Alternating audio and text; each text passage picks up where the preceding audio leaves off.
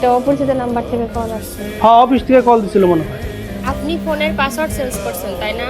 হ্যাঁ, বাচ্চা বারবার লক খুলে ফেলে না, এই কারণে। আচ্ছা। হুম।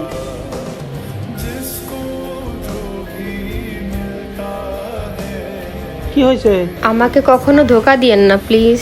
পাগল হয়েছ নাকি? এক মিনিট আসতেছি। আরে আমার জান, আমি তোমাকে বলছি না শুক্রবারে কল দিবা না? শুক্রবারে আমি বাসায় থাকি। আমি তোমার সাথে বিকেলে দেখা করবো নি, ঠিক আছে? আপনি না বলছিলেন আপনি আমাকে ধোকা দিবেন না? আরে এটা তো আমার বন্ধু। অনেক বিশ্বাস করছিলাম আমি আপনাকে। আমার অনেক বড় ভুল হয়ে গেছে, প্লিজ আমাকে মাফ করে দাও। ঠিক আছে, মাফ করে দিলাম।